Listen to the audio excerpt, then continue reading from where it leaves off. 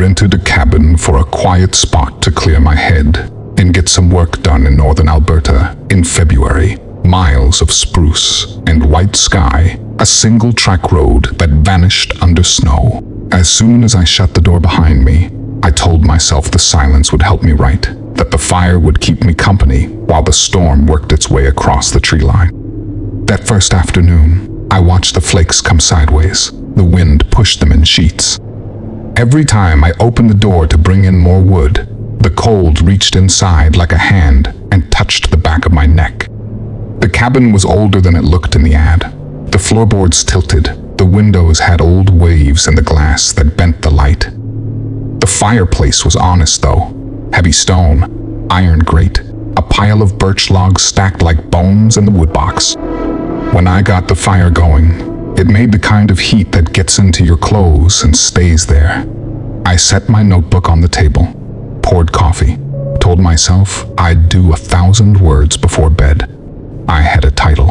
I had nothing else. The first sound came after dark. Not wind, not the usual groan of a house settling. A tap on the window to my left. Quick, like a knuckle.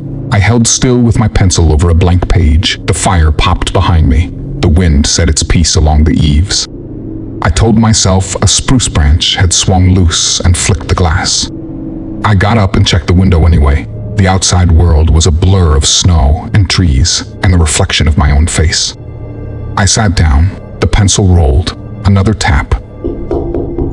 This time on the window behind me. You learn the different voices of a place. The radiator in an apartment, the water in an old pipe, the sigh of wind around a porch post. This sound had intention. It wanted a response. I stood up again and went to the back window. Nothing but my breath making clouds on the glass. I wiped a circle clear with my sleeve. The circle fogged over in an instant. I tried to laugh. It came out thin.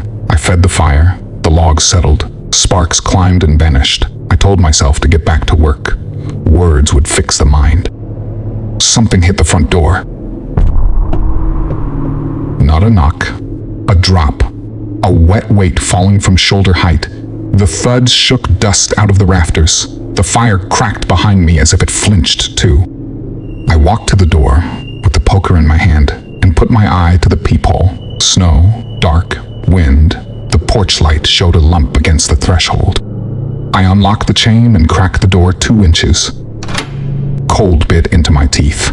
The thing on the stoop lay in the light. I shut the door and the bolt slid in place. A raccoon, torn so badly, it looked like a handful of meat thrown from a butcher's table.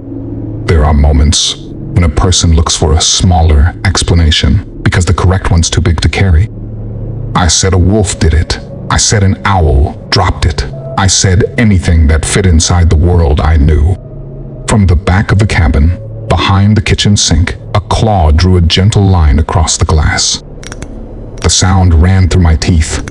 I turned slowly, as if any quick move would invite the next one. The kitchen window was a pale square with the snow moving across it like smoke. At the center of that square, 2 yellow points hung in the night. They were low, wrong, and patient. They drew in closer until I could see frost blooming where breath met glass. A wet circle. The eyes lifted a fraction and tilted, curious. A long black nail tapped once, right where my face would be if I leaned in. Tap. The nail dragged. A thin white line cut the frost. It smiled. I swear it smiled. Lips peeled back, facial expressions eerily human. The face looked like a Doberman with exaggerated long ears at the top of its head. It had a grin that stayed there for a count of 3, as if it wanted me to understand that it wasn't hungry in a simple way. It was toying with me. This thing found amusement in scaring the living shit out of me.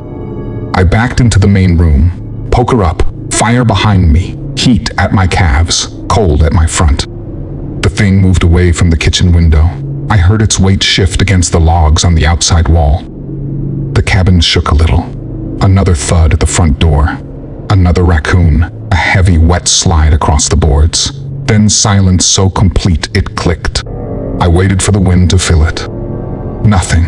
just my own breath catching and the fire working air through its throat. The first real hit took the back door off one hinge. A single crack. Wood spit out a splinter the size of a finger. The chain held, the door bounced, and settled crooked. Snow blew in under it, and made a silver line on the floor. I could hear breathing on the other side. Not the steady rhythm of a person, a nightmare creature that had learned what patience did to a smaller thing. It went to the windows, one by one, a nail along the glass. A tap that said hello. A grin that said it knows what my fear tastes like, and that it could get me anytime. I stood with the poker and told myself to wait. The truck was 20 yards away. The keys were in my coat pocket by the door. The door had a deadbolt I didn't trust anymore. It hit the back door again. The chain snapped. The door flapped open and smacked the wall. Snow came in sideways. Cold filled the cabin like a second atmosphere. I saw it in the dark of the doorway. Taller than a man. Shoulders like a bull. Fur clotted with rime. The eyes weren't bright now. They were the color of old pine pitch. The mouth opened and showed teeth that had grown past whatever God intended for teeth. I swung the poker. It did nothing but give me a sense that I was still here, and not a dream someone else would tell. The dogman stepped over the threshold, slow, careful, as if it didn't want to break the toy too quickly. Hot breath, rot, cold fur, the smell of a wet den. I didn't fight, I ran. The front door was closer. My coat hung on the peg. I grabbed it without sleeves, just a fistful of fabric and the jingle of keys. I threw the lock and shouldered through into a wall of white. The porch steps vanished under drift. I half fell, half slid, boots punching air, lungs burning like I'd breathed fire, not sat near it. The truck coughed twice and caught.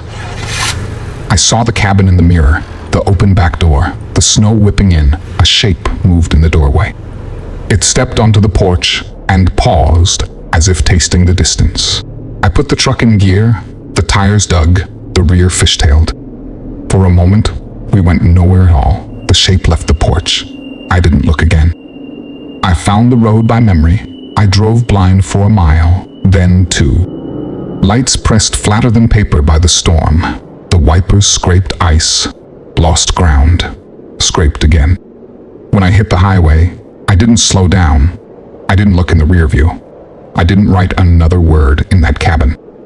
I never went back, and I never will. If you enjoyed this video, please don't forget to like and subscribe to Descent into the Unknown for more horror content. If you have any real cryptid encounters, or you're a horror writer wanting to share your stories, please feel free to email me in the description anytime.